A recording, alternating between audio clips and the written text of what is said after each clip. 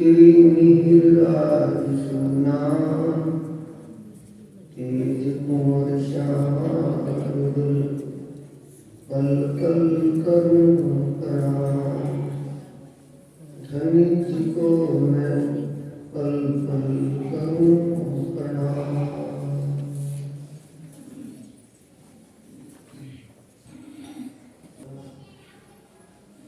आत्म सम्मान की तरह से श्रीमद साहब जी धर्म प्रेमी साथियों माता भगिनी पार्वण परमात्मा अक्षराकृत श्री राजी महाराज जी की असीम कृपा और हार्दिक सतगुरु महाराज जी की अंतस्करण प्रेरणा कि आप सभी सुंदर साथ सदगुरु महाराज जी के पुण्य स्मृति दिवस पर अपने आत्म जागरण शिविर में उपस्थित हुए हैं। ये आपका अनमोल समय है, बेशकीमती समय है। जिस भी प्रकार से आप कुछ भी काम जरूरी काम छोड़कर ठंड की प्रवाह ना करके इस ब्रह्मवाणी का प्रस्थान करने के लिए आप आए, तो अंतर्यामी स्वरूप आपके अंतर मन को समझ रहा है कि वो कितनी लगन से आए और क्या करने के लिए आए।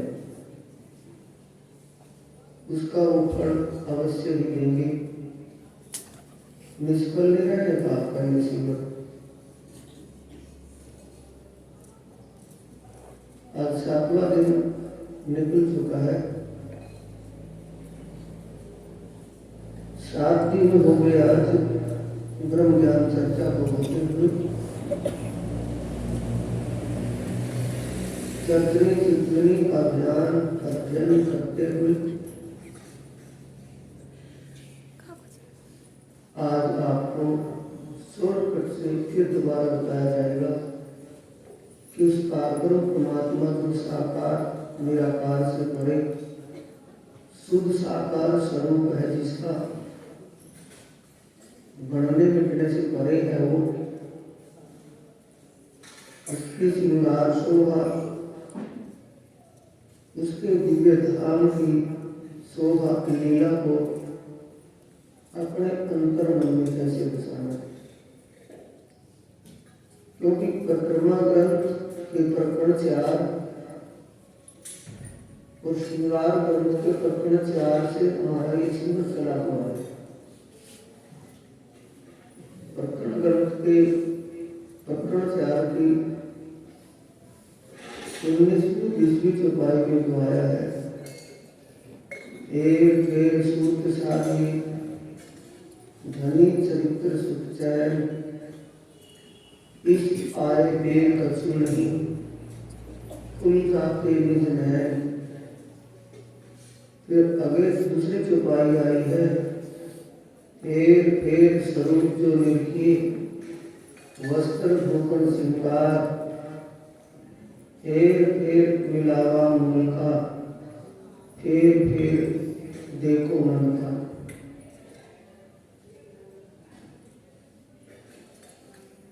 अपने मन की पुष्टि के लिए आप बार बार मन, बाह्य मन नहीं, अंतर मन अंतस्करण की पुष्टि के लिए आप बार बार सुरता वहां एकाग्र कीजिए, प्रयास करें।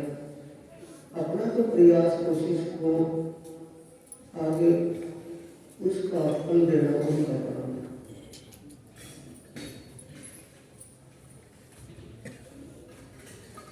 सबसे पहले जब ध्यान में बैठना है,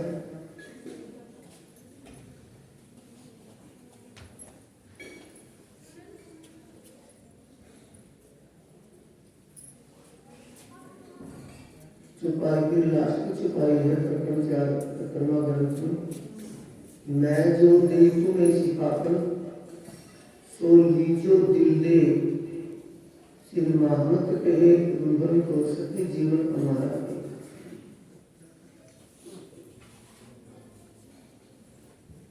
सीखापन वाणी के एक ही शब्द से सीखापन नहीं मिलती है। उस सीखापन को लेने वाला कोई को तो मिलती है, अगर वैसे ही बच्चे बदलने हैं या रुमाल में बंद करके आरतियां उतारनी है, वो उसकी इच्छा पूर्ण। सबसे पहले जब ध्यान में बैठे, ध्यान में बैठने से, ध्यान में एकाग्रता बनाने से पहले आप भस्त्रिका प्राणायाम करें। लंबा श्वास भरना और फिर धीरे धीरे उसको छोड़ना, लंबा श्वास भरना,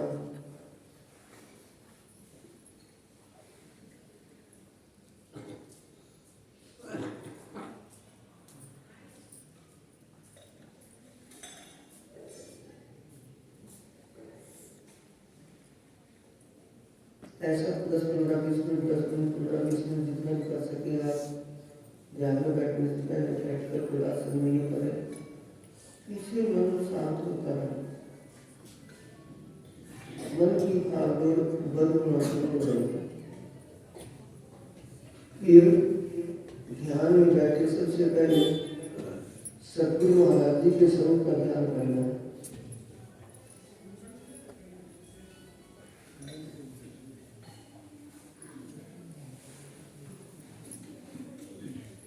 ठीक है,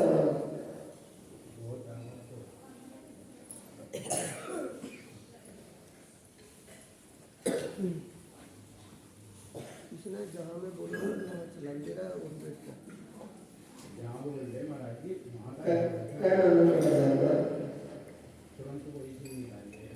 सुंदर सर जी है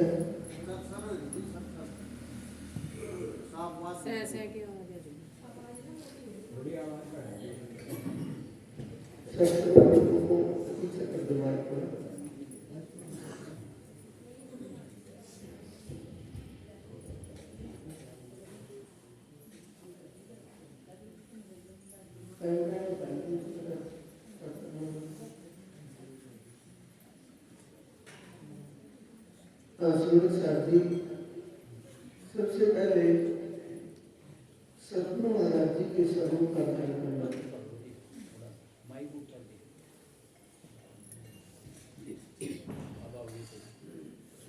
सबसे पहले सतगुरु महाराज जी के स्वरूप का ध्यान करना है, जिन्होंने हमें ये ब्रह्म ज्ञान रूपी कुंजी बख्शिश की। उनके सानिध्य में आने से पहले हम एक दुनियावी विचारों में थे। जब सतगुरु महाराज जी के सानिध्य में आए, उनके इस दिव्य ज्ञान से हमारे अंतस्करण के अज्ञान भ्रम के अंधकार दूर हुआ, विचार बदले। उनकी शरणागत होने के बाद हमें आत्मीय ज्ञान थोड़ा थोड़ा शुरू हुआ, ज्ञान होना शुरू हुआ, और फिर इस ज्ञान तक, इस लक्ष्य तक ले आए कि पार्वती परमात्मा की शोभा स्वरूप कैसा है, कैसे उसकी श्रृंगार शोभा है, उसका दिव्य परिणाम कैसा है, कहाँ वहाँ कैसी लीलाएं होती है।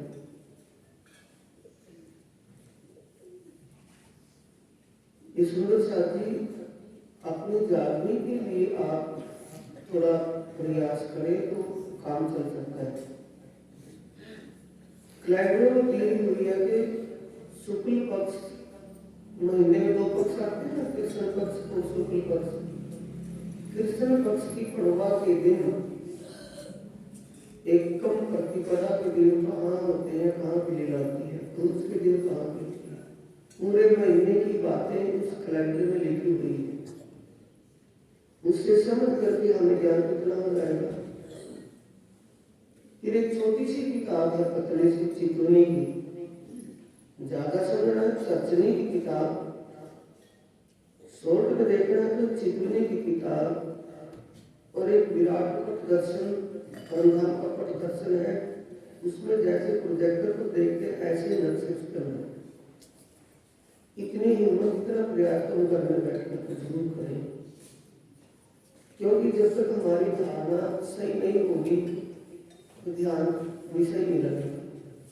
जब धारणा सही हो जाएगी तो ध्यान भी सही हो जाएगा। सीधी सी बात है, जैसी मत वैसी गत। जब हमारी धारणा सही हो जाएगी, धारणा करेंगे कि हम यहाँ से सदगुरु महाराज जी के स्वरूप का ध्यान कर, फिर गोमशाही का ध्यान कर,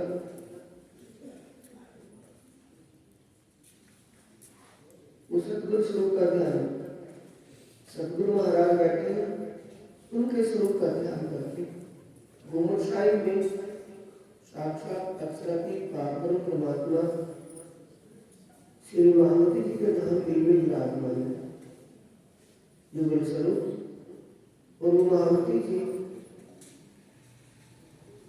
350 साल से ज्यादा हो गए अखंड ध्यान में बैठे हुए। ये मत समझना कि वो शरीर छोड़ करके चलेंगे,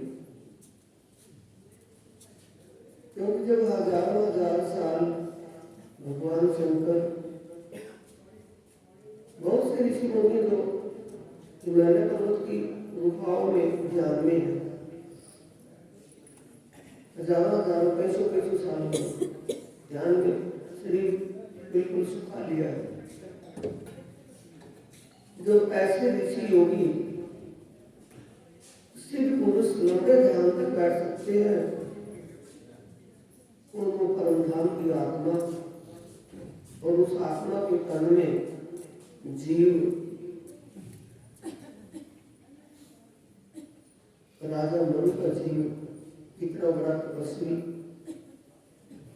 तो उसका वहाँ बिल्कुल सत्य सिद्ध है कि तुम अपने उस अखंड ध्यान योग साधना में विराजमान है। राज्य के ध्यान में साक्षात लीन हुए हैं, परमधाम की लीला के आनंद में सराहना है। अंतिम में हमारा शरीर जब पूरा होगा, चौपाई आई है क़यामतनामे में, छोटे क़यामतनामे में किताब में, जो कभी वो आगे चली जिमी बैठी जिमी माहे, पांचों मिले पांचों में रूह अपनी असल छोड़े न। रूह का जो ठिकाना वो वहां पहुंचेगी, शरीर मिट्टी मिट्टी मिल जाएगा, जीव अपने असल ठिकाने पहुंचेगा और सूरता अपने असल ठिकाने पहुंचेगी। सूरता का संबंध किससे है? पारब्रह्म परमात्मा से जुड़ा।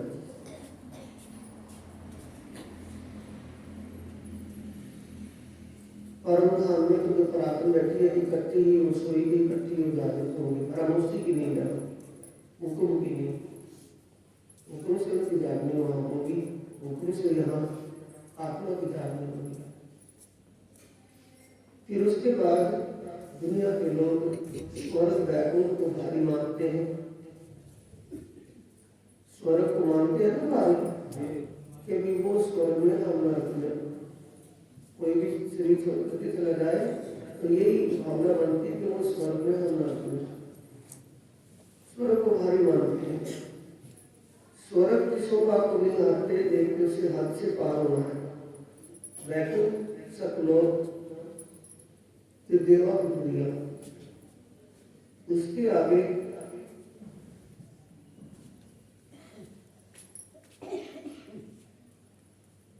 अनवर्तनी उच्छा अनवर्तनी उन्मुनि शिव कल्याण शक्ति आदि जो बैठी है, नारायण का प्रतिनिधि स्वरूप उन्मुनि शक्ति,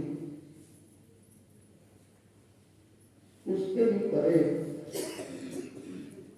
ये उन्मुनि शक्ति, ये नारायण भगवान है। आद्य पार देह निराकार के पार। आपको कहता है कि वो निराकार के पार से भी पार है, ये निराकार है। निराकार को लोग जैसे अपने सुख का, हमारी सुख का चित्त वृत्ति निराकार को पार करके फिर बेहद मंडल, बेहद मंडल में प्रणव ब्रह्म 5 मुख 10 भुजा का स्वरूप नहीं सकती, उसके आगे सुमूला शक्ति 4 सिद्धियों का पावा बढ़ाकर 1 सिद्धि का बिछोना बिछाकर उस पर बैठी है सुमूला शक्ति, जिसके विचारने मात्र से अनंत ब्रह्मांड बढ़ते मिटते रहते। सुमूला शक्ति से आगे अखंड ब्रज लीला, जो हमारी पहली लीला है वो ब्रज अखंड हुई है, ये अखंड ब्रज लीला। फिर इसके आगे ये रास की लीला, एक एक राज जी ने एक एक सखी, जितनी सखियां हैं उतने रूप धारण करके लीला की है, वो अखंड हुई है रास की लीला। उसके बाद सबलिक ब्रह्म और केवल ब्रह्म, ये सबलिक ब्रह्म है। सबलिक ब्रह्म अपनी योग माया के साथ सिंहासन पर विराजमान है, केवल ब्रह्म अपनी आनंद योग माया के साथ सिंहासन पर विराजमान है। दोनों के बीच में जमुना जी चली हुई है, 7 गुण 7 घाट, 2 गुण वहां भी आए हैं। जैसे परम धाम है ना, परम धाम में उसकी पत्ती की परछाई वहां भी पड़ी। माहेश्वर तंत्र में भगवान शिव ने इसी को ही अक्षरातीत मान लिया। माहेश्वर तंत्र और पुराण से भगवान शंकर के कथन है, तो उन्होंने सबलिक केवल को ही अक्षर और अक्षरातीत मान लिया। इससे परिषद स्वरूप ब्रह्म है, जहां हमारे जीव जाएंगे। जिस तन में जिस जीव के ऊपर आत्मा खेल रही है ना, उनके जीव सत स्वरूप ब्रह्म धाम में अखंड मुक्ति को प्राप्त होगी। जो साथी, जो भी प्राणी, जो जीव सृष्टि का कोई साथी पार्वण परमात्मा के स्वरूप को समझकर, उसकी श्रृंगार शोभा को समझकर, परमात्मा के स्वरूप श्रृंगार शोभा को समझकर और उनके दिव्य परमधाम की शोभा और लीला को जानकर अपने दिल में बसा लेगा, अपने प्राण प्रीतम को रिझाएगा, तो उसको भी इसी नंबर 1 वर्ष में मुक्ति मिलेगी। ये नंबर 1 वर्ष है। यहाँ से 24,000 ईश्वरी सृष्टि हो जाए, 12,000 तो ब्रह्म शक्ति है, 24,000 ईश्वरी सृष्टि है। ईश्वरी सृष्टि के जो जीव है वो यहाँ पहुंचेंगे, यहाँ आकर होगा अक्षर विष्णु आए। अब इसके आगे परम धाम है।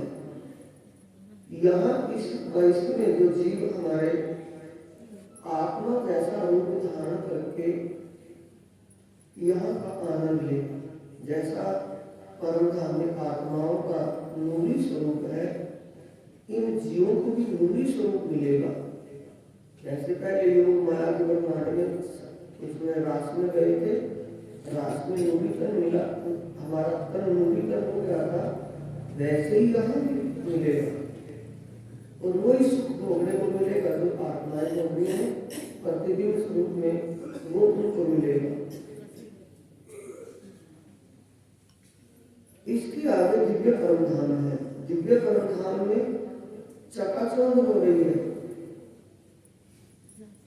नूर की तरंगें निकल करके आसमान को छू रही है, क्योंकि जमीन है ना, जमीन में ऐसा लगता है जैसे मोती ज्वारात बिखेर रखे हैं, और उनकी मोती ज्वारातों की, हीरे बने ज्वारातों की शाइनिंग चमक, उसकी तरंगे निकल करके आसमान की तरफ जा रही है। जमीन में ऐसा होता है, जमीन का रेत हीरे बने ज्वारातों के समान तेजोमय है, दिव्य तेज निकलता है, तरंगे निकल रहती हैं, एक एक नख में से अनेकों अनेकों तरंगे निकलती रहती हैं। ये चकाचौंध आप देख रहे हो। ऐसा क्यों बनाया है कि ध्यान करने वाले साथियों की धारणा आसान हो जाए।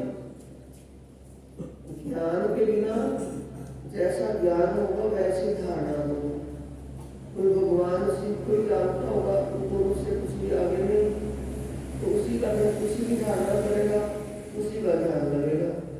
जिसको पारब्रह्म परमात्मा के बारे में, पारब्रह्म परमात्मा के धाम और लीला के बारे में ज्ञान हो जाएगा, वो तो उसका ध्यान करेगा। उसकी धारणा वैसी होगी, जैसी धारणा होगी वैसा ही ध्यान हो जाएगा।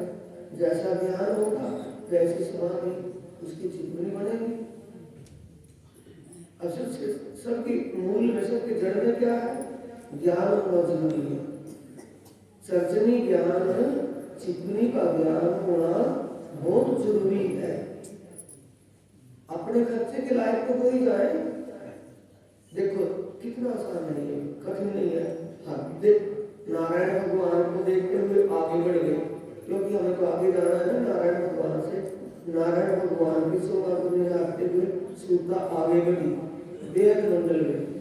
परम 5 मुख 10 भुजा 10 रूप रोज नहीं सकती, उनको देखते निहारते आगे बढ़े। फिर आगे उसके आगे ब्रज और सुमंगला शक्ति, सुमंगला शक्ति से आगे अखंड ब्रज की लीला, फिर अखंड रास की लीला, फिर उसके आगे सबलिंग ब्रह्म, केवल ब्रह्म, फिर आगे सत्स्वरूप ब्रह्म। वहां की शोभा ऐसे नक्शे बने हुए, जैसा ये दिखाया है ना, ऐसे नक्शे बने हुए हैं। चितौनी के नक्शे हैं, रंगीन नक्शे हैं। उसका ध्यान करके आप परमधाम में जब जाएंगे तो सबसे पहले सागर दिखाई देंगे। सागर 8 सागर है और 8 जिमी है।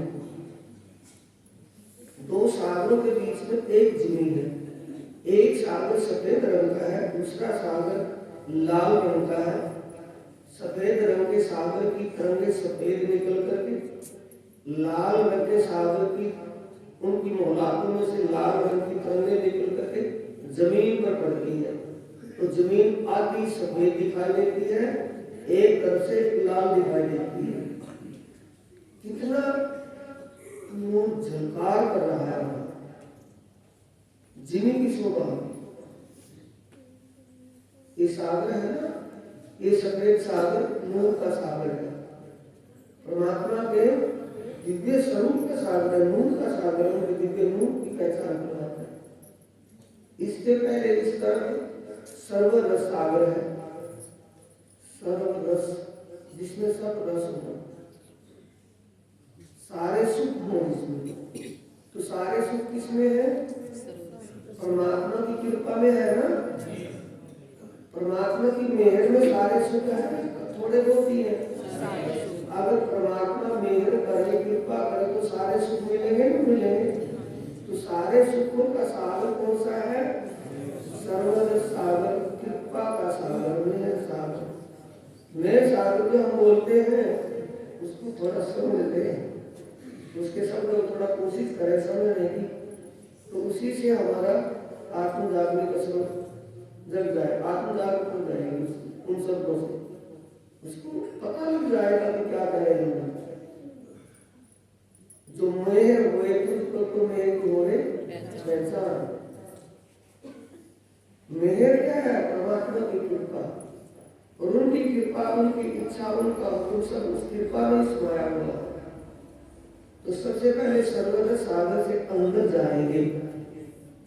सर्वरस सागर की शोभा कैसी है? उसमें टापू महल है, सागर के चारों तरफों महाहवेलियां है। महाहवेलियां जहां का रेते का कण, पेड़ों के पत्ते, उनमें से नूरी तरंगे निकल रही है। हवेलियों में से कितने तरंगे निकले? रेत के कण में से, मिट्टी में से, रेते में से, जमीन में से रेत के कणों की तरंगे आसमान को छू रही है। पेटे के पत्तों का नूरी दिव्य रंग निकल करके आसमान को छू रहा है, तो हवेलियों में कितना करोगे तो पवन ज्यादा पवन नूरी हवेली है। उन नूरी हवेलियों को सागर में निकाला गया। सागर सागर में टापू महल, जैसे एक तालाब हो ना जो उसके बीच में सुस्ती सी रड़ी हो एक उसे तो कहते हैं टापू। तो वहां टापू है, सागर के अंदर टापू है। टापुओं के ऊपर महल बने। एक टापू 600 कोस का एक टापू है। गिनती ना करे तो टापू महल के चारों तरफ 4 दिशाओं में, तो टापू महल के चारों तरफ 8 बगीचे आए हैं। 8 बगीचे फुलवारी के बगीचे शोभायमान है। उनमें सुगंधित फलों के पेड़ भी खड़े हैं, फूल भी है, नहर है वहां। हर बगीचे के चारों तरफ नहर चल रही है। चारों कोनों में फुहारे चल रहे हैं और 4 दिशा के जो 4 बगीचे हैं उनमें चांदनी चौक और लाल हरे वृक्ष पाए। ये टापू महल है ना, इनके नीचे यहाँ है बगीचे, सुंदर शोभा है। आत्माएं सागरों में कब आती है? शुक्ल पक्ष में। सरोवर सागर का नंबर अष्टमी का पड़ता है। अड़वा के दिन मूल सागर में, दूज को देव सागर में, तीज को क्षीर सागर में, चौथ को दधी सागर में, पंचमी को घृत सागर में, छठ को मधु सागर में, सप्तमी को रस सागर में और अष्टमी को सरोवर सागर में। 8 दिन आपको सागरों में। नवमी के दिन छोटी राम की 4 हाथ हवेली में आती है। ये छोटी राम की 4 हाथ ये टापू महल है। टापू महल के 4 तरफ बगीचे हैं ना, देखते हैं सुंदर सारी, ध्यान वहां रखें। 8 बगीचे हैं, 4 चारों कोनों में, 4 दिशाओं में। 4 दिशाओं में जो बगीचे हैं उनमें लाल और हरे वृक्ष सुंदर। जब आत्माएं टापू महल पर आती है तो बाग बगीचों में रहन बसेरा किसका है? पशु पक्षियों का है। तो पशु पक्षी चुपचाप बैठे रहते हैं, कुछ बोलते भी हैं, कुछ बोलते हैं। क्या बोलते हैं? पीयू पीयू, तू ही धनी धनी, कसम कसम। ये आवाज उनकी हर पल को पिया के गुण गाते रहते हैं। तू ही तू, तू ही तू। वो पशु पक्षी कितने सौभाग्यशाली हैं, कितने अच्छे हैं, जो परमात्मा का गुण अनुवादी गाते रहते हैं, दूसरी बात नहीं करते। उसमें साथ जी आपको पता लगने के बाद भी आप धनी का गुण अनुवाद नहीं करते। गुण धनी के याद कर, पकड़ पीऊ के पाए, सुखे बैठ सुखपाल में देशी वतन पहुंचाए। ये वाणी का सुखपाल है, कभी तो ऐसा जहाज वैसा सुखपाल समझिए। ये वाणी के अंदर जितना आप घुसेंगे, वाणी का रसपान करेंगे, तो ये सब लोग सुखपाल में बैठे। तो वाणी का प्रकाश आपको परम ले जाए। 2 पंख होंगे आपके, एक इश्क और एक ईमान। एक पर मोहन बाजू पट खोल पहुंचावे लगनी। अंदर का धर्म अज्ञान अंधेरा कौन हटाएगा? ये आत्म ज्ञान। इससे पता चलेगा, इस अंदर विश्वास बनेगा, इष्ट बनेगा, तब हम परमधाम में चलेगा। कोई भी देर नहीं। शरीर तो ऐसा है जैसे सांप को कांगड़े आते, कांगड़े छोड़कर आगे निकल जाता है, ऐसे शरीर छोड़ करके चले जाएंगे। कोई धोखा नहीं होने का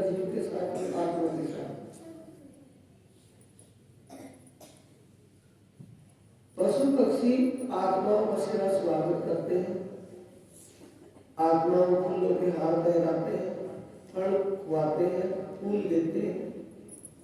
बड़े प्यारे प्यारे सुंदर साथ प्यारे प्यारे पशु पक्षी हैं जिनको आत्माएं गोद में लेकर के खिलाती है, कुछ काटती है, पास में बिठाती है, बातें करती है उनसे।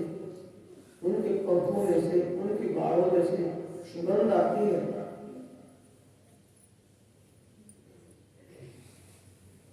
टापू महल की छत पर टापू महल की चांदनी है, इसमें ऊपर चबूतरा आया है।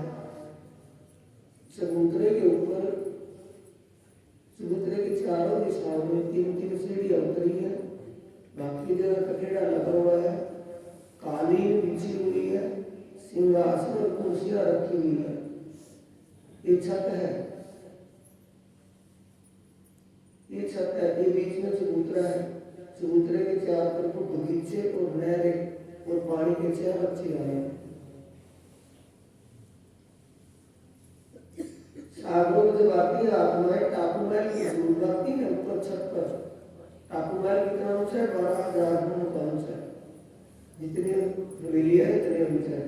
तो आत्माएं यहाँ बैठ के अपने प्रीतम के साथ अनेक प्रकार की आनंदमयी मीठी मीठी बातें होती है।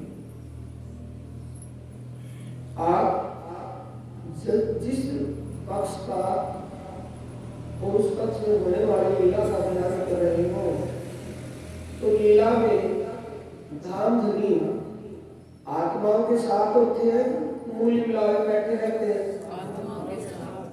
मूल विलाय में तो नहीं बोलना पड़ेगा क्योंकि वो साथ में रहते हैं। हर पल नियमित न छोटे नजर से इन ऊपर कहा को एक पल भी अपनी आत्माओं को अपनी आंखों से दूरी नहीं होने देते। तो यहाँ भी उनका ध्यान कर सकते हैं। यहाँ तो ये इस चबूतरे के ऊपर सिंहासन लगा हुआ है, सिंहासन के ऊपर साक्षात विराजमान होते हैं। नूर की चौकियों पर चरण कमल रखे होते हैं, वही सिंहासन का वहां भी होता है। कभी इजार केसरिया रंग की है, कभी इजार हरे रंग की है, कभी इजार नीले रंग की है। बस ये श्रृंगार नहीं है।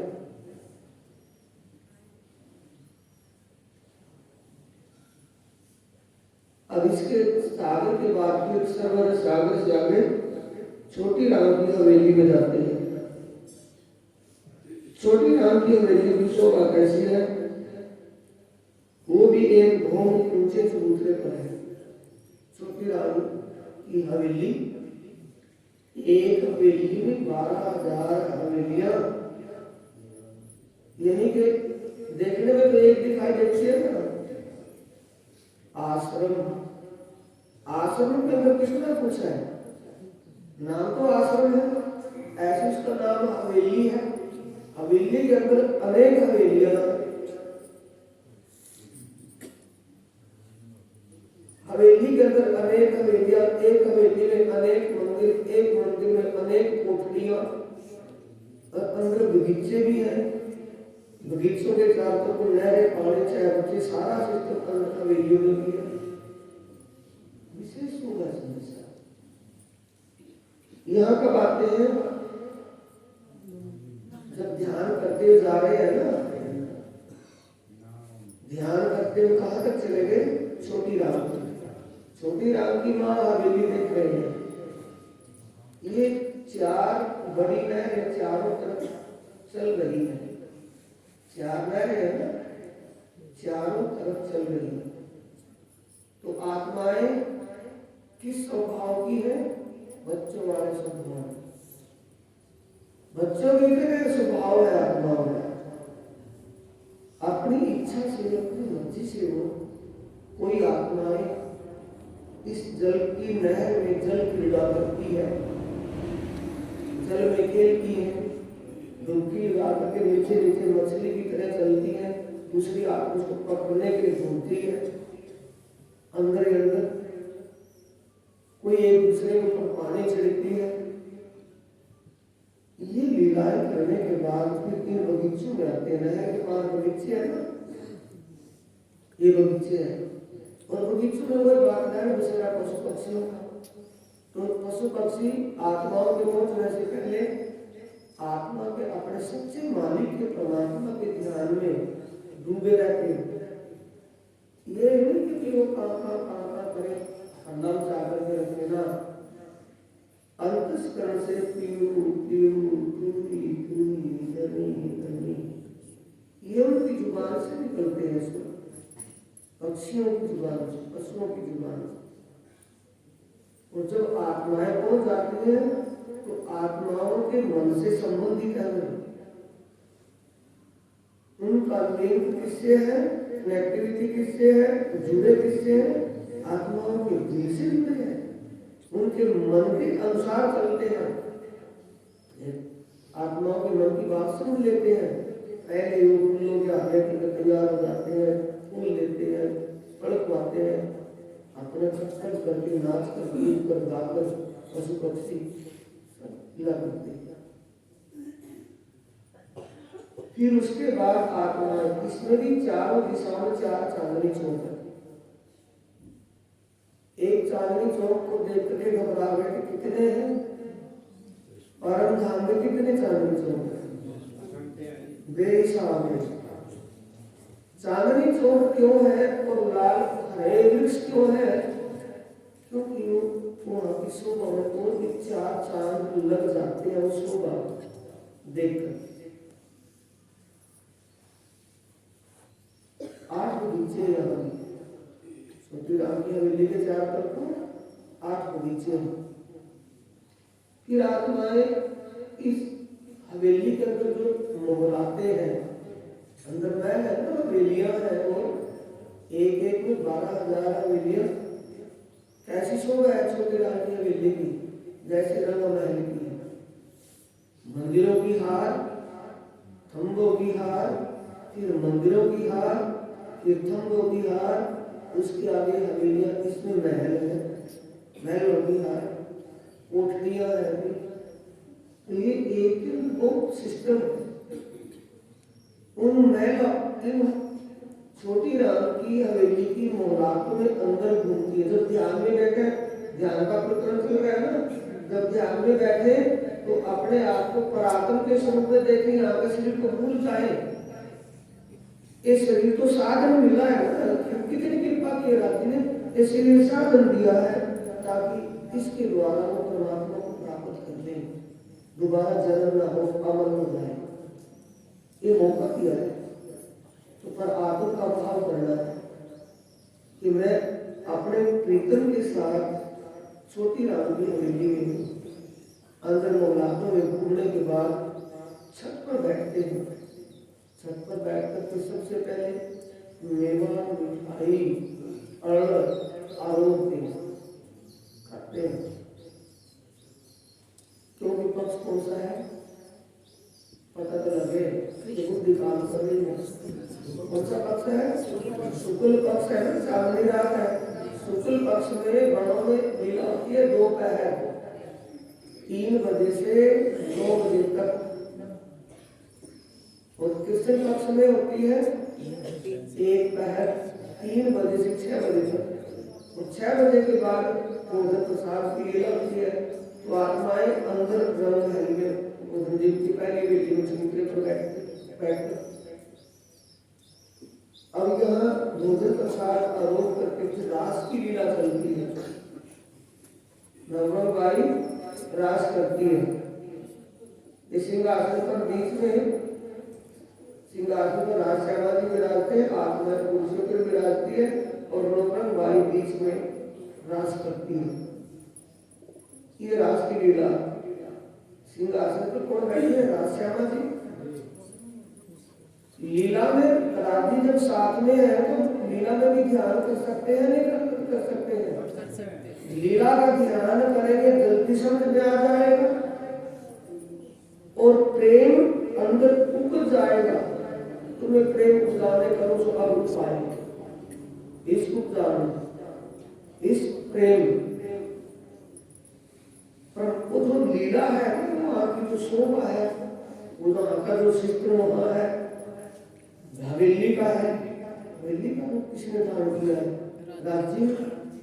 लीला में और लीला के साथ स्वरूप का ध्यान करेंगे तो इस आने में देर नहीं। आइए ना छुपाई, चौपाई झूठी तो नहीं? फेर फेर सूत साधिए धने चरित्र सुख चैन, इश्क आए दे कछु नहीं, खुल जाते निज नैन। अंदर प्रेम आने में,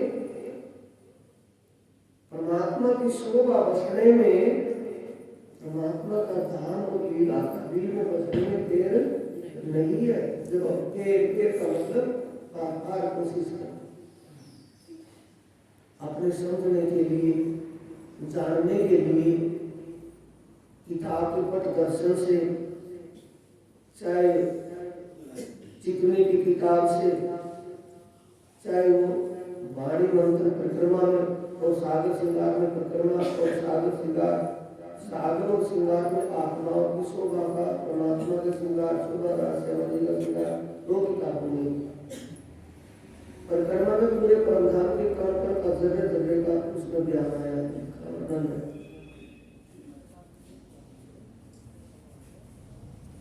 इसके बाद फिर आगे क्या आएगा? छोटे राम की चार हवेली, चार हवेली, छोटे राम की हवेली तो आ गई। अब इसके आगे वन की मोहलातें, वन की मोहलातों में कौन रहते हैं? पशु पक्षी। ये 5 मंजिल का महल है। देखने में क्या है? पेड़, 5 मंजिला है, 5 मंजिला पेड़। इसकी एक मंजिल में जैसे माणिक पहाड़ की एक हवेली में 12,000 महलों की हार, और एक ही महल में 12,000 मंदिरों की हार, और एक ही मंदिर में 12,000 कोठरियों की हार। ऐसे ही यहाँ है। माणिक पहाड़ की हवेलियों की बनावट अलग से है और इसकी बनावट अलग से है, लेकिन है माणिक पहाड़ के समान ही हवेलियों अनेक होते। इसकी एक मंजिल में ऐसा समझो एक शहर बसा हुआ, एक बस्ती हो है ना, नगर। किसका नगर है? पशु पक्षियों का। अलग अलग नस्ल के, अलग अलग वैरायटी के पशु पक्षियों में रहते हैं। वो अपने खेल करते हैं, वो बैठे रहते हैं, वो धनी का गुण गाते हैं, वो भी धनी का गुण गाते रहते हैं, और जब आत्माएं चली जाती है तो और भी ज्यादा खुश हो जाते हैं, उछलते हैं, कूदते हैं, गाते हैं, बजाते हैं, आत्माओं को अपने कर्तव्य दिखाते हैं। इसके भी चारों तरफ है समझ में भाई देखो आसान तो है, हमें कैसे किसी के कितना आसान है। छोटी राम की हवेली के चारों तरफ, छोटी राम की किस चौक में थी? 4 नहरों की चौक में, और ये वन की मोहलात भी 4 नहरों के बीच में। 4 नहर बड़ी वहां चल रही है, चारों कोनों में पानी के 4 बच्चे फुहारे चल रहे हैं। एक 4 बच्चे में से दूसरे 4 बच्चे में पानी ला रहा है। बीच में कमर का ऊंचा चबूतरा है, जिस पर पेड़ आया है कमर पर। चारों दिशाओं में 3 सीढ़ियां पहली होती है। ये पेड़ का जो कमरा है, इसी में ही दरवाजा लगा हुआ है, अंदर को जाने के लिए सीढ़ियां लगी हुई है। आसन पासन मान रहे हो, पेड़ के अंदर की सीढ़ियां होंगी, पेड़ के अंदर भी दरवाजा होगा है। जैसा आप चाहते हो वैसा वहां होता है।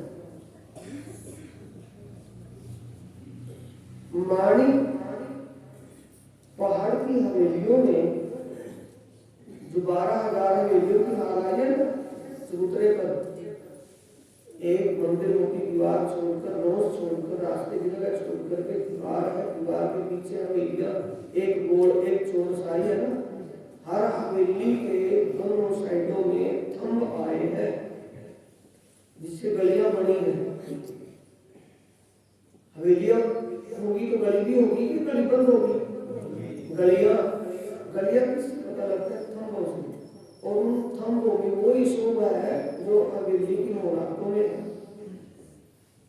गोल हवेली की जो शोभा है ना, थंभ की वही शोभा है। चौरस हवेली की जो शोभा है, थंभ के अंदर भी मोहलाते हैं, बगीचे हैं। मोहलातों की हार, थंभों की हार, बगीचों की हार, चबूतरा, चबूतरे के किनारे पे थंभों की हार, उनकी डोले छूट रहे हैं मेहराबों में। यही शोभा थंभों में है। थंभों का मतलब गोलाई में है या चौरस थंभ जो सिद्धि आए हैं, वो थंभ बड़े बड़े थंभ है, अंदर मोहलाते हैं, बगीचे उसमें भी पानी की नहरें चल रही है वहां भी। उस अनंत परमधाम को अनंत में ही देखना है, अनंत में उसका ध्यान मनन करना है। जैसी धारणा अनंत की धारणा करेंगे तो अनंत का ही ध्यान लगेगा, अनंत का ही दीदार अनुभव होगा।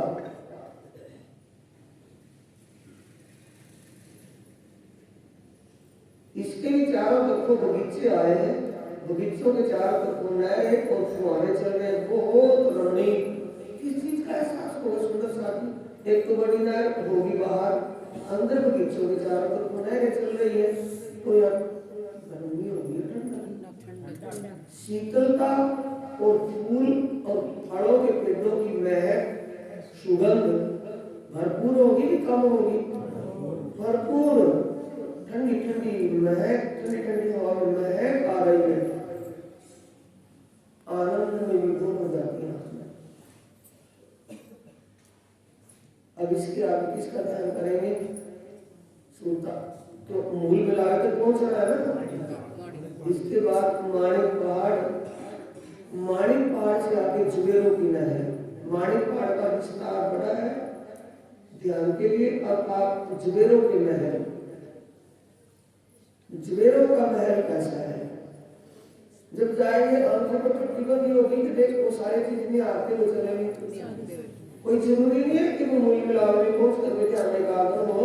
जब सागर के टापू महल, सागर के चौखटे की महाविद्या, वहां चबूतरों पर सिंहासन और कुर्सियां लगी है, सिंहासन पर प्राण बिल्कुल विराजमान होते हैं, वहां भी उसका ध्यान किया जा सकता है। लीलाओं में जहां भी है, लीलाओं में धनी साथ में है, साथ में ही उनका ध्यान किया जा सकता है। चिंता नहीं करनी, ध्यान वहां भी कर सकते हैं। ये हीरे के महल है। जुबेरों के महल का मतलब हीरे के महल। हीरे के महल कैसे है? जैसे साफ पानी का दर्पण होता है ना, साफ पानी का शीशा होता है, उसमें ज्यादा बढ़िया दिखता है, आर पार का दिखता है। ये हीरे के महलों की शोभा भी आर पार दिखने वाली है। अंदर आत्माएं बैठती हैं, सिंहासन पर विराजमान होते हैं श्यामा जी, और आत्माएं कुर्सियों पर बैठती है। अंदर बैठी बाहर का देखती रहती है। बाहर कौन है? पशु पक्षी, वे अपने खेल कर्तव्य करके आत्माओं को रिझाते हैं। अंदर बैठी आत्माएं हंसती हैं उनके खेलों को देख करके, बड़े राजी होती है। वो खेल कर्तव्य करके कूदते हैं, नाचते हैं। और ऊपर से पानी, ये पानी कुंड में से पानी नहरों के रूप में छत में से आ रहा है, गुच्छों से नीचे गिर रहा है। छत में देखेंगे तो छत में नहरें चलती हुई दिखाई दे रही है पानी की। दीवारों में देखेंगे तो दीवारों में गुच्छों से पानी गिर रहा है, दीवारों पर नहर, ऐसा लगता है नहर चल रही है। और वो नहर में 4 पैर के महल में, जुबेरों का महल है ना, 4 पैर का, 8 पैर का, 16 पैर का। पैर का मतलब है इतना चौड़ा होता गया विस्तार, इतना ही ऊंचा। 4 पैर 4 गुण, 8 पैर 8 गुण, 16 पैर 16 गुण, 32 पैर 32 गुण, 64 पैर 64 गुण होता चला गया। तो मतलब जितना विस्तार होता गया उतनी नहरें उसमें ज्यादा नहीं दिखेगी। और नहरें भी हीरे की पालन की, जहाँ हीरे की पालन हो, उनकी पालन इतनी स्वच्छ हो तो पानी कितना स्वच्छ होगा? मोती जैसा सुंदर शादी आर पार का। अभी तो क्या है, शीशा अच्छे पानी का हो, उसमें अच्छा दिखता है। तो ये हीरे का महल है, इसके आर पार अगर आत्माएं बाहर बैठे तो अंदर रखी कुर्सियां सिंहासन से दिखती है। बाहर की बगीचे इस पेड़ों के महलों के इतने ऊंचे हैं, ऊपर से दिखाई पड़ता है कि यहाँ महल है, वैसे साइड से भी दिखाई देता कि पेड़ इतने गिरके इतने सुंदर पेड़ छाया की हुई है पूरे। यहाँ भी आत्माएं जब यहाँ बैठती हैं, अंदर बैठती हैं, ऊपर आती हैं, तो आत्माएं यहाँ शीतलता और सुगंध में खो जाती है। मीठी मीठी भीनी भीनी सुगंध की हवा आती है, बड़े आनंद मिलते जाते हैं। सुंदर सा कोशिश करना, ध्यान में जो बैठो बिल्कुल एकांत में, ऐसे माहौल में उस टाइम में बैठो जब कोई अल्लाह गुल्ला ना हो, आप एक आदत का लेकर जाए, तो आप इतने ध्यान में चले जाए, इतना ध्यान निमग्न होकर के करें कि आपको धीरे धीरे सुगंध का एहसास हो जाए। ध्यान में बैठे जैसे रसूल मोहम्मद साहब ने हाथ लगाया पानी में, उसके हाथों में सुगंध निमग्न होकर ध्यान करना। जुबेरों की महलों के अंदर की शोभा दिखाए।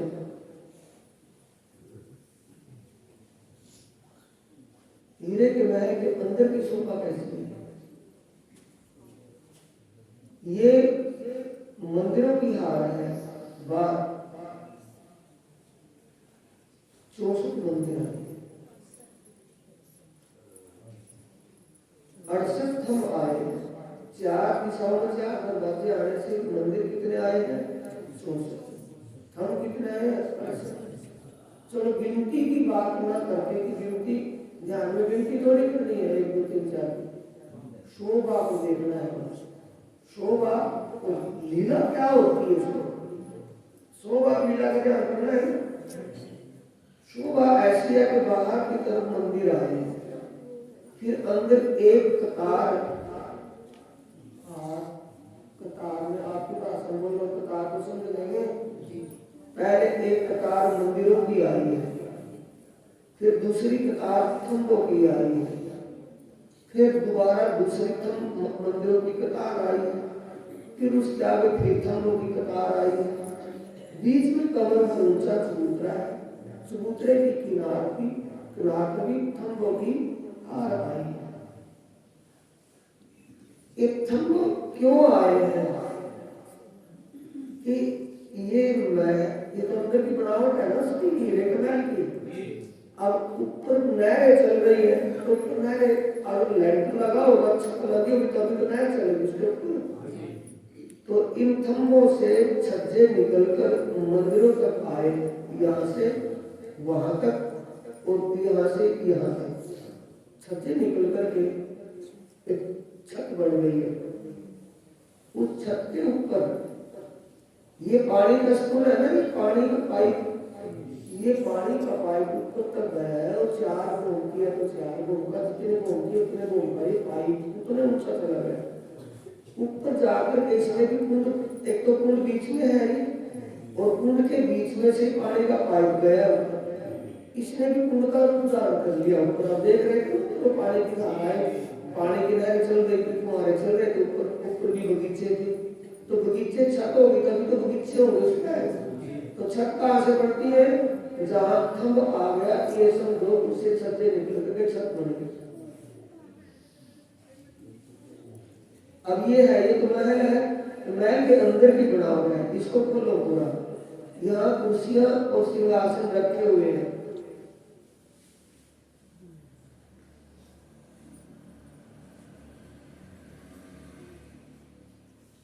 ध्यान लगाने की बात में एक और आपको मैं आसानी बता रहा हूं। आप हीरे के महल का ध्यान कर रहे हो, ब्रिक से करें। जैसे आपको ब्रिक से बताया जा रहा है, ऐसे ब्रिक से करें, बिल्कुल एक एक चीज का। तो आपका ध्यान शरीर गवाही देगा, जब तक करोगे शरीर कह देगा कि बस। मतलब ध्यान में ये नहीं कि यहाँ से चल करके भूल मिलाए तो पहुंचना है, यहाँ का भी ध्यान कर सकते हो। अगर आप इन चीजों को देखते नहीं आगे बढ़ेंगे तो मूल मिलाए तो चले जाओ, कोई दिक्कत नहीं। आपके पास जितना भी आपका शरीर साथ दे उतना करो, कोशिश ज्यादा रखो। शरीर तो निकल रहा है, ये तो सोच लेगा कि मन के मते चलना है कि चलो कोई बात नहीं, 10 मिनट बैठे ऐसा, 10 मिनट बैठे ऐसे, 1 घंटा बैठे। ये कुर्सियां और सिंहासन है, ये अंदर ही बगीचे हैं और बगीचे के चारों तरफ भी नहरें आई है, यहाँ बीच में पानी का ताल है। ये पानी का स्कूल को जाकर कुंड बना सकता है। यहाँ पर आती आत्माएं वासी के गुरु जुबेरों को मैं लगाती है। तो यहाँ सिंहासन पर राज श्यामाजी विराजते हैं। सिंहासन कहाँ है?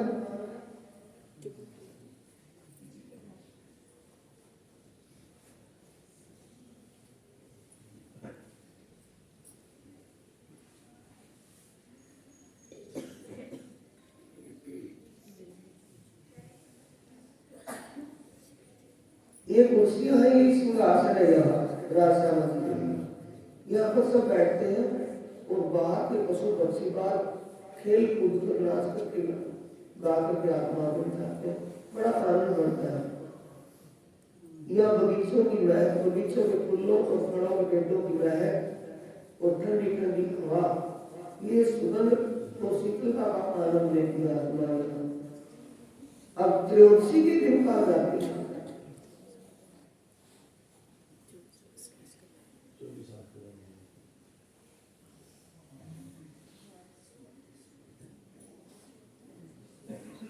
त्रयोदशी के दिन 24 आंच के महल बनाती है। इसके अंदर भी वैसी ही बनाते हैं जैसी जुबेरों के महल के अंदर थी। वैसे ही मंदिरों की हार, थंबों की हार, मंदिरों की हार, थंबों की हार, बीच में वैसे ही 6 बच्चा, वैसे पानी का स्पून ऊपर गया, इसकी भी शोभा वैसी ही है। अब चलेंगे जमुना जी पर केल घाट, केल पुल से होते हुए 14 में यहाँ, त्रयोदशी में यहाँ, 14 में दूसरा तालाब पर और पूर्णमासी के दिन रंगमहल की छत पर।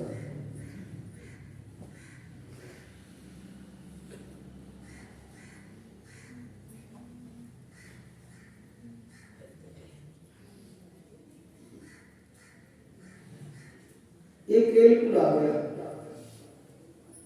अब जुबेरों को पहले से सीधे कहा गए केल पुल पर। केल पुल से पार होकर के हम पाट घाट पर जाए। जब आत्माएं केल पुल पर आती है, यहाँ लीला तारा भी आती, शोभा देख रहे हैं। ये छत के ऊपर कालीन बिछी हुई है, ये व्हाइट व्हाइट सा सिंहासन, राज श्यामाजी के लिए सिंहासन लगा हुआ है। ये कुर्सियां लगी हुई है, कुर्सियों पर आत्माएं बैठती हैं, सिंहासन पर बिल्कुल स्वरूप राज श्यामाजी विराजमान होती है। यहाँ पहले सबसे पहले जब पहाड़ पर आत्माएं आती हैं तो जमुना जी के जल की सुगंध, जमुना जी के जल की सुगंध आत्माओं को आकर्षित कर लेती है। आत्माओं का विचार बनता है कि इस सुगंधित जल में खेल करेंगे, क्रीड़ाएं करेंगे। तो पहाड़ से छलांग लगाती है, कोई पुल की पहली मंजिल से पुल के पूर्व दिशा में छलांग लगाती है, उत्तर दिशा में नीचे आती है निकल करके, फिर दूसरे खड़ों में से जाती है। यहाँ अनेक क्रीड़ाएं करके फिर झूलों में झूलती है। झूलों में झूलने के बाद फिर ऊपर कुर्सियों पर बैठती है छत पर और अपने प्राण प्रियतम राज्य महाराज से मीठी मीठी बातें करती है।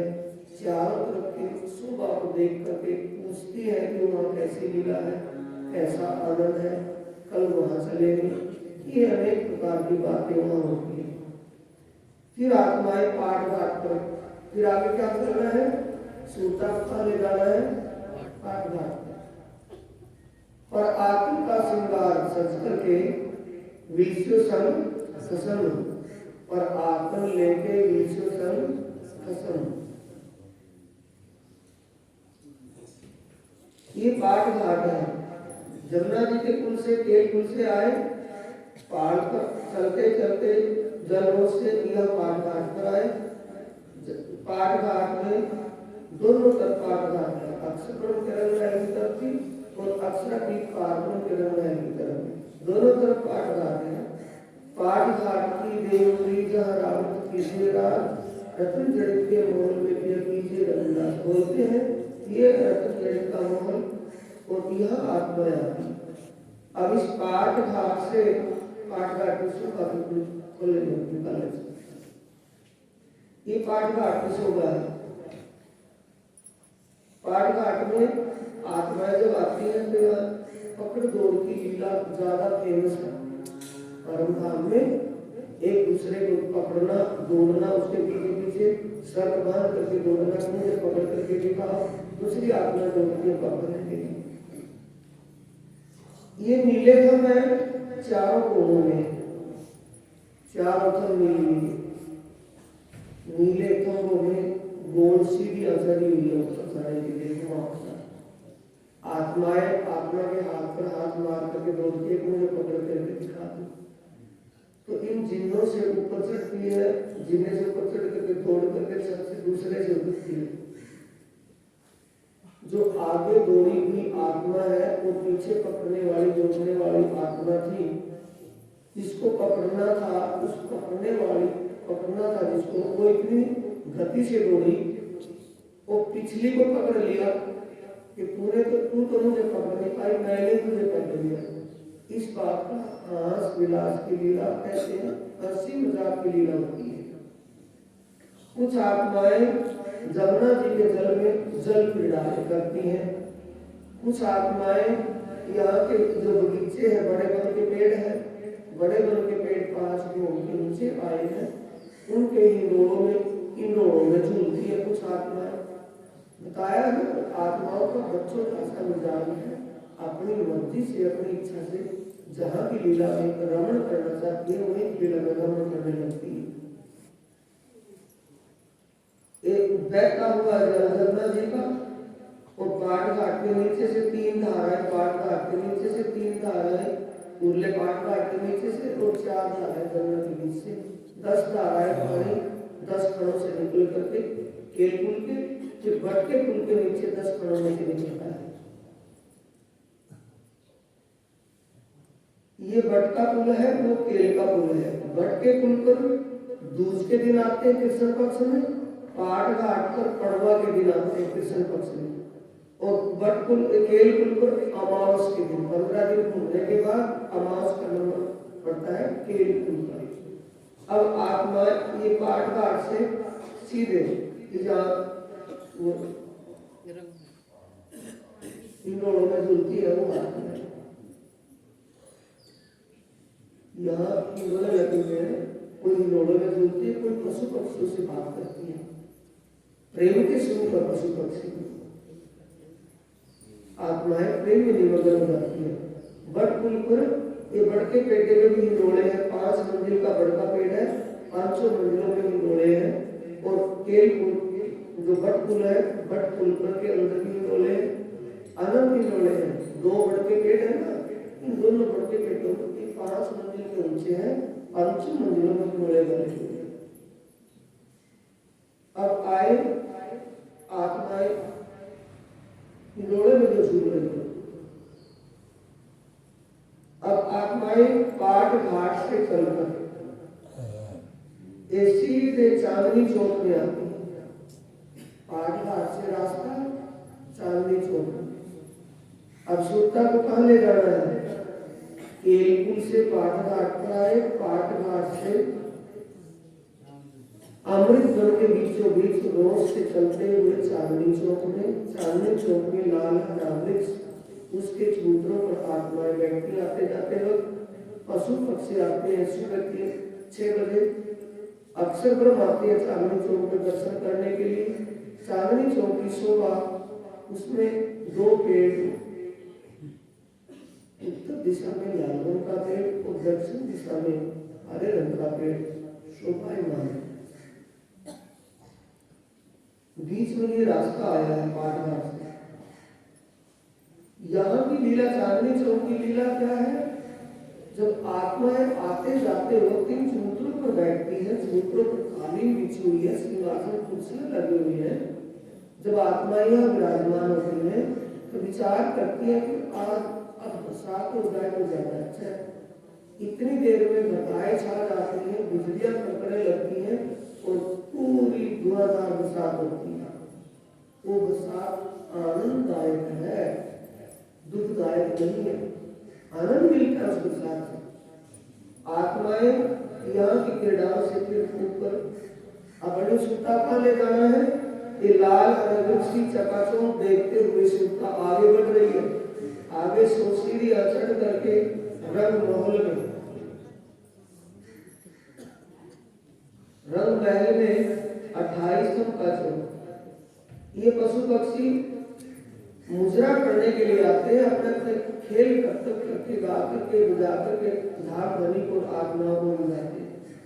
ये सीढ़ियां सोसीढ़ियां चढ़ करके मुख्य दरवाजा आया। इस दरवाजे के दोनों तरफ 2 चबूतरे आए। जब आत्माएं अंदर से बाहर निकलती है रंग महल से, ज्यादा समय आत्माएं कहाँ रहती है? परमात्मा के साथ, पारब्रह्म परमात्मा के साथ आत्माएं ज्यादा समय कहाँ रहती है? कहाँ? रंग महल के अंदर रहती है।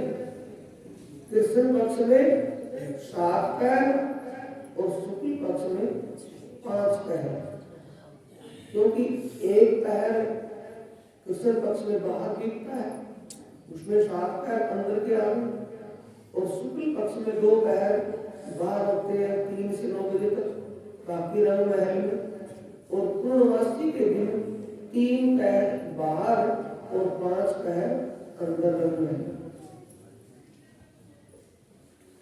ये दरवाजा दर्पण आकार का है। इसके अंदर सुंदर साथी 28 स्तंभ का चौक है। 28 स्तंभ के चौक से होती हुई ये 2 चबूतरे आए। दोनों चबूतरों पर आत्माएं बैठती हैं। बड़े सुंदर चबूतरे हैं। इनके सामने थंब आए हैं। रास्ते की तरफ का थंब, सीढ़ियों की तरफ, रास्ते की तरफ के थंब हीरे के आए, दोनों चबूतरों। दूसरे थंब माणिक रंग के आए। तीसरा थंब पुखराज रंग का, पीले रंग का है। फिर चौथा थंब 5 काले रंग का है। फिर नीलवी का आया। ये थंब सुंदर थंब है। इनके आगे 28 स्तंभ का चौक, 28 स्तंभ के चौक के आगे रसोई की हवेली आ गई।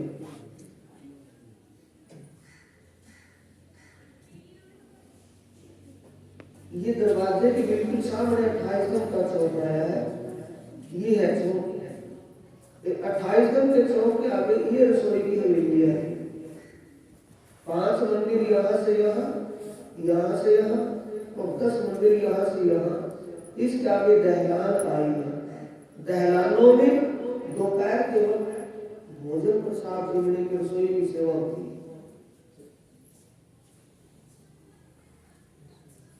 शाम के वक्त इस चबूतरे पर, बिल्कुल दहलान के सामने जो चबूतरा है, इस चबूतरे पर रसोई की लीला होती है।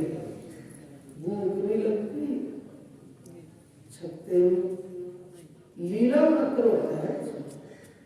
रसोई जिमने की लीला इस पर होती है। सभी आत्माएं कृष्ण पक्ष में 3 बजे जाती है, 6 बजे वापिस लौट करके रसोई की गिरदी में आती है। भोजन प्रसाद लेकर के चौथी को उन्हें रास की लीला होती है और आपको रास लीला देखती है। उसके बाद फिर अपने पार्श्वी को मंदिरों में, अपने मंदिरों में विश्राम करने के लिए चली जाती है।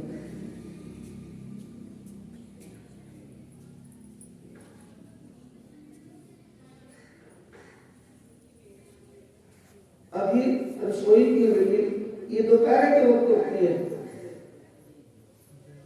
रसोई में बरामदे में आपस में जमा रहे रसोई आत्माएं, तो रसोई की हवेली का ध्यान करें। तब धारणा किसकी करेंगे? जो वहां लीला हो रही है उस लीला की धारणा करनी है। जो दहलानों में रसोई जमाने की लीला हो रही है इसकी धारणा करके आप इसके आगे बढ़ेंगे। इसके आगे फिर 3 रसोई की हवेली, 3 चौरस हवेलियां पार करके 5वीं 4 हो गई ना। एक तो रसोई की हवेली, 3 चौरस हवेली और इसके आगे फिर गोड़ हवेली है।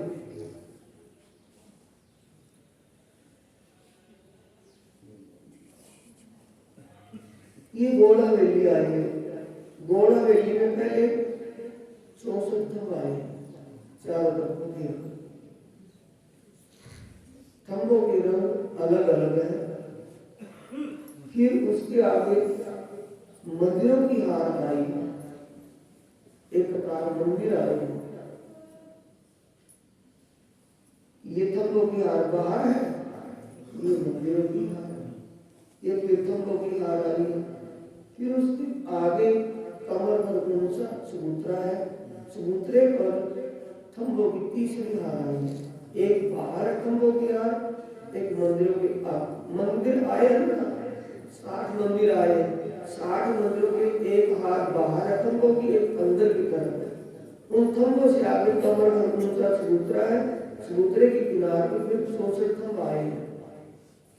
उस चबूतरे पर बीच में सिंहासन बिछा हुआ है, सिंहासन पर राज्य श्यामा जी विराजमान है। चारों तरफ को घेर करके आत्माएं बैठी है मूल मिलाने।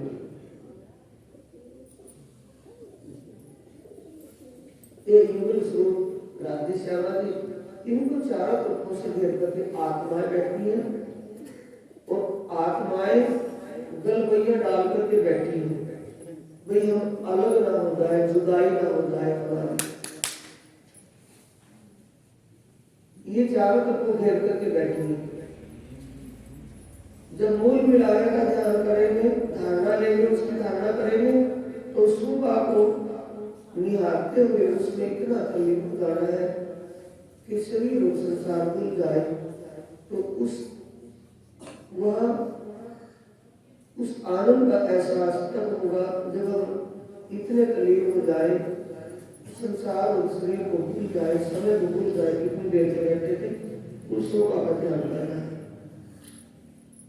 युगल स्वरूप की शोभा श्रृंगार कैसी है, राज्य का श्रृंगार कैसा है।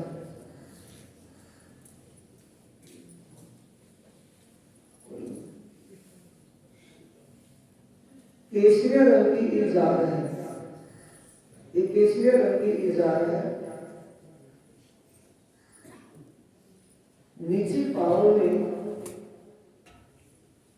झागरी, घुंघरी, कांडी और कंगना, ये आभूषण पहने हुए। राजस्थानी आभूषण जैसे गुजरात और राजस्थान में पहने जाते हैं वैसे आभूषण है। केसरिया रंग की इजार, उसमें जरी निकली हुई है, बेलों के, फूलों के जड़ाव किए हुए। जड़ाव कितने महीने हैं कि हाथों के नहीं लगते, ऐसा लगता है जैसे शरीर की शोभा बनावटी ऐसी। इसके ऊपर कमीज, सफेद रंग का कमीज पहना हुआ है। कमीज में भी कशीदाकारी की हुई है। कमीज क्या है, शेरवानी, शेरवानी जैसा जामा है, दामन भी कहा है, जामा भी कहा है। तो श्वेत रंग का है, उसमें कशीदाकारी पीले रंग के धागे से की हुई है। कमर में कमरबंद की किनारी पर बेलों के चित्र बने हुए, बेल की कशीदाकारी जड़ाव की हुई है। पल्लों पर फूल और बेल की कशीदाकारी की हुई है। छेड़ले किनार बेली जाए ना खानी, पल्लों पर जो फूलों की बेल की कशीदाकारी हुई है, किनारी पर कशीदाकारी की हुई है, उसका बखान नहीं हो सकता, इतनी सुंदर शोभा है। खड़ों पर आसमानी रंग की पिछोड़ी है, उसकी किनार पर भी ऐसी कशीदाकारी और पल्लों पर। धामधनी की सभी उंगलियों में अंगूठियां हैं, अंगूठे में भारी अंगूठी है, उंगलियों में मुंदरियों आकार की है, लाइट वेट है, नग अलग अलग जड़े हुए।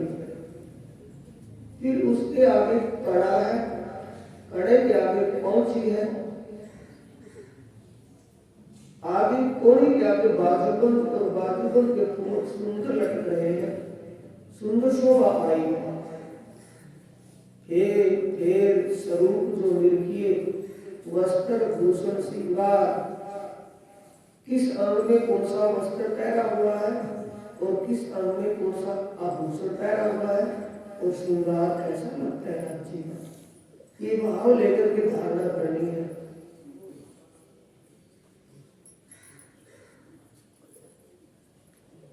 राज्य के कानों में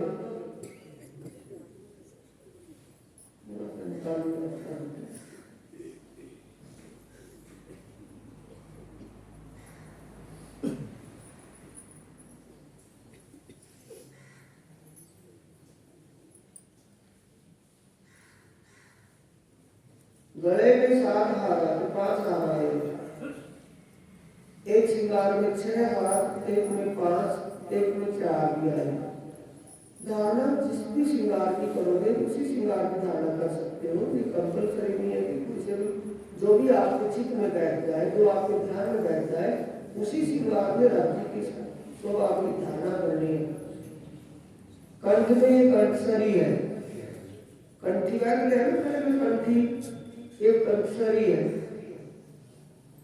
इसके आगे ये माणिक का हार है, हीरे का, बाज का, सच्चे मोतियों का, नीलवी का और नीचे लटका हुआ लसनिया का। हीरा, माणिक, मोती, नीलवी और लसनिया का भी ध्यान कर सकते हैं। एक श्रृंगार में हीरा, माणिक, मोती, नीलवी और लसनिया के हार है। कानों में कर्णफूल, एक में कुंडल भी आए हैं, करने एंटीदार को कहा है, एंटीदार कुंडल और बीच नीचे लाल मोती लटक रहे हैं। और ये छोटे आकार की झुमकी होती है ना, झुमकियों के जैसे ये कर्णफूल आए। नाक में बिस्तर है, यहाँ एक चल्ला है, उसमें मोती लटक रहा है लाल रंग का। मस्तक पर, मिलाट पर सुंदर तिलक शोभायमान है। केस, बाल, कंधों तक घूंघने बाल लटके हुए हैं। जब ध्यान करना है, धारणा करनी है दिल में, तो हर अंग की शोभा को अंतस्करण से निखारना है, अंतर्दृष्टि से। पाग सेंद्रिय रंग की आई है,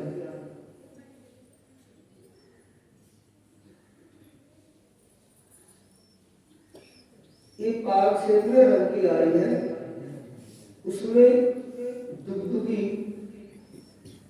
ये दुगदुगी है, दुगदुगी में एक कलंगी जड़ी हुई है। ये सारंगी आकार है, ये देख रहे हैं ना, यहाँ से यहाँ और यहाँ से यहाँ सारंगी आकार की ये पाग बनी हुई है। ये मोतियों की लट आई है, यहाँ से यहाँ लट रही है सामने। ये पूरा छुपा हुआ है ऊपर, उसमें भी लाल रंग के मोती जड़े हुए हैं। पाग में भी फूलों की बेल के डिजाइन बने हुए हैं, जड़ी जड़ी हुई है, और कोई फूल लपेट के नीचे नहीं दबता, बेल आएगी तो फूल अलग दिखाई देगा, कोई भी दबता नहीं, ऐसे जैसे पागदान के नाम है। ये राज्य की श्रृंगार शोभा, राज्य के भौएं, पलके और शीतल नैन, रू नैनो दीदार कर, रू नैनो दीदार कर। आत्म दृष्टि से प्रीतम की शोभा को निहारना, उनके मुख चौक की शोभा में खो जाना, मुख चौक यहाँ से आकर मुस्कनी, मन मन मुस्कनी, मुस्कान, बुद्धि की गहराई, अरोटी और त्रिपुटी रूप में ऐसी सुंदर शोभा, दांत उज्ज्वल, नक्शे सिक्कर की शोभा, धनी की शोभा, नजर इष्ट भरी नजर अपनी तरफ खींचती है। ऐसी श्रृंगार शोभा प्रीतम की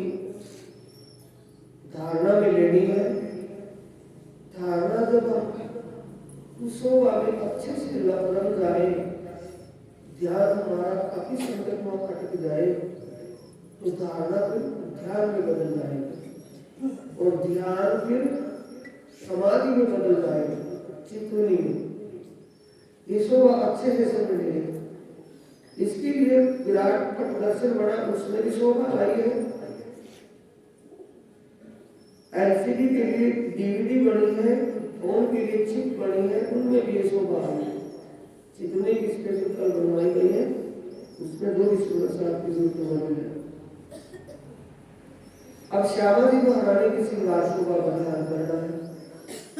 बोलिए प्राणनाथ प्यारे की जय।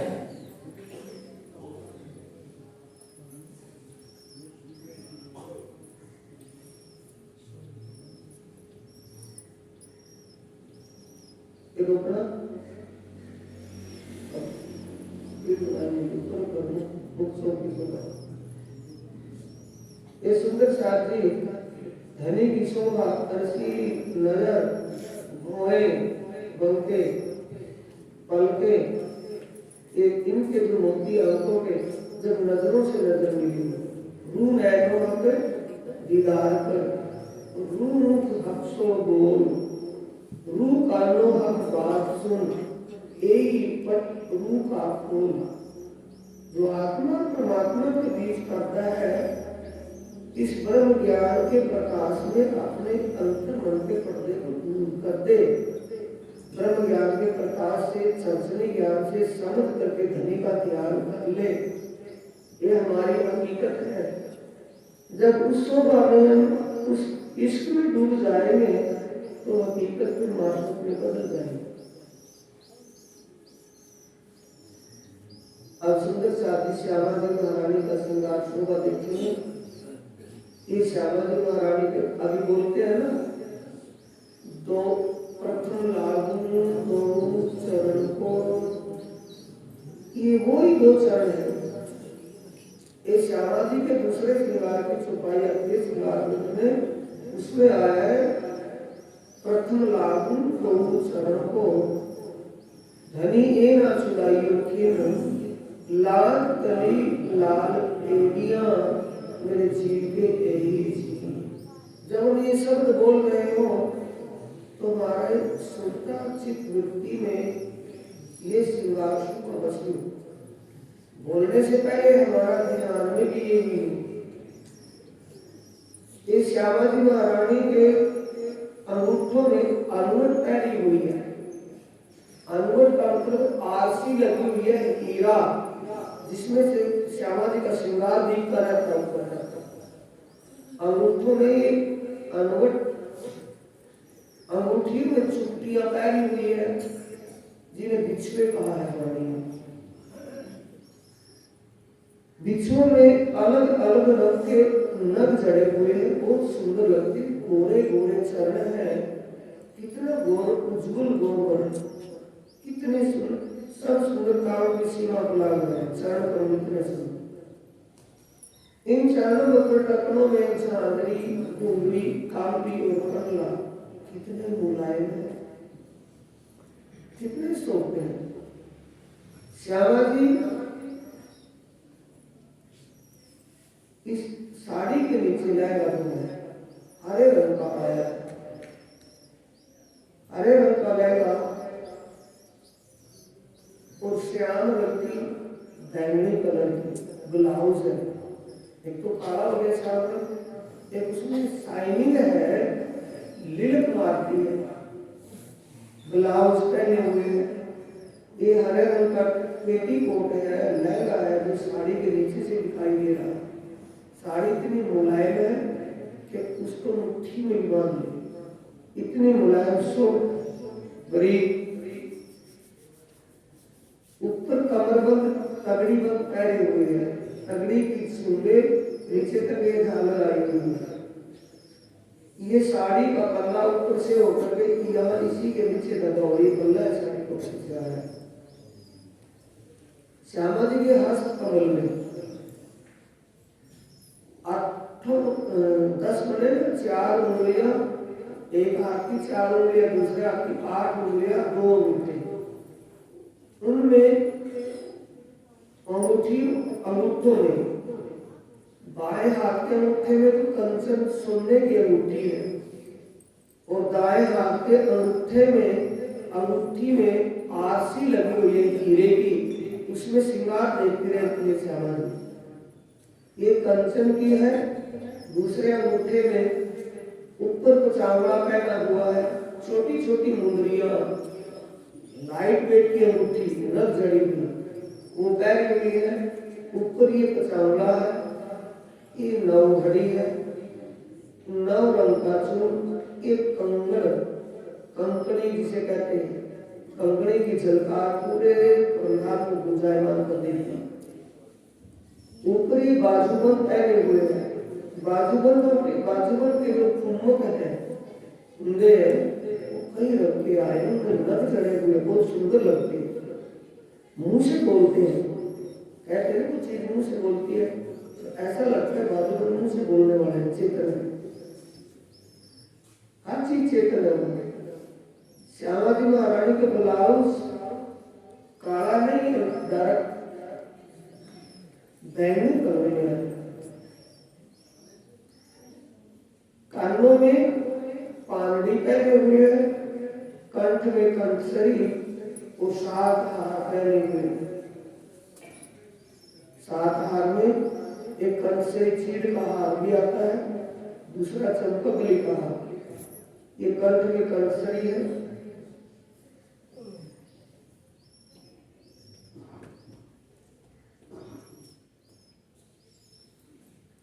ये 5 लड़ियों का हार है, चीड़ का हार, 5 सरों का।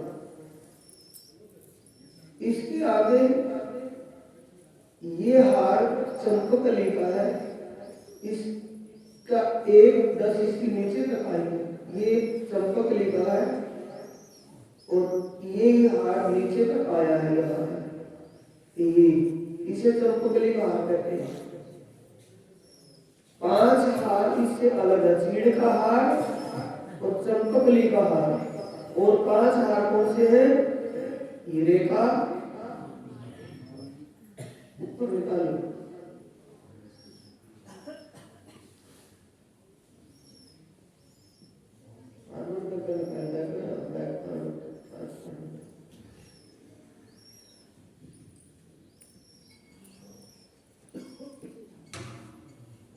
ये हीरे का, दूसरा माणिक, मोतियों का, हीरे का हार, माणिक का हार, मोतियों का हार, एक चंपकली का हार है। ये हीरे का, माणिक का, सच्चे मोतियों का, लसनिया का और ये नीली का हार, हरे मोतियों का। ये हार श्यामा जी कंठ में श्यामा जी के कंठ में शोभायमान हो रहे हैं। कानों में पांडी, कानों का आभूषण है, पांडी पहने हुए, ये पांडी, नीचे उसके मोती लटक रहे हैं। होठों की लालिमा, नाक में बेसर और नथ पहने हुए हैं।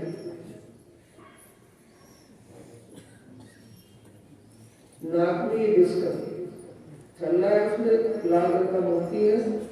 ये नथ पहने हुए है।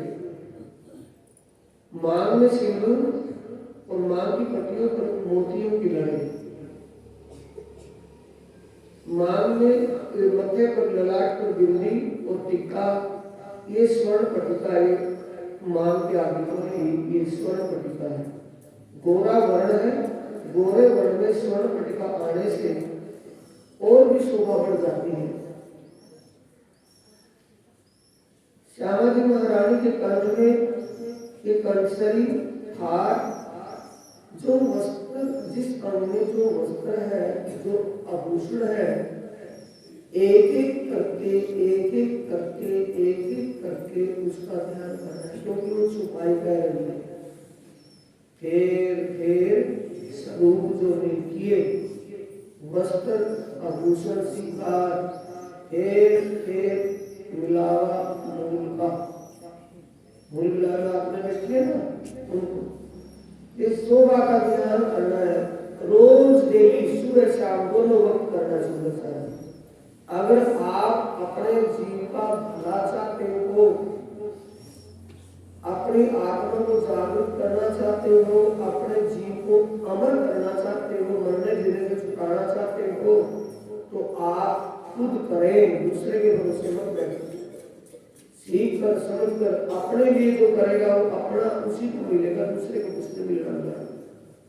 आप अपने लिए करें, समय निकाल करके कुछ भी करते कैसे भी हो, अपने नींद छोड़ करके सुबह सुबह सूर्य उठना है, नहाना धोना है, आपको पंचम स्नान करके ध्यान में बैठना है। रात को सोने से पहले ध्यान में बैठना है, ध्यान करके फिर ही सोना है। ये थोड़ा अपने मेंट परिश्रम का फल, मेंट तो करनी पड़ेगी, परिश्रम करना पड़ेगा, लेकिन फल भी उसी को मिलेगा। बोलो श्री प्राणनाथ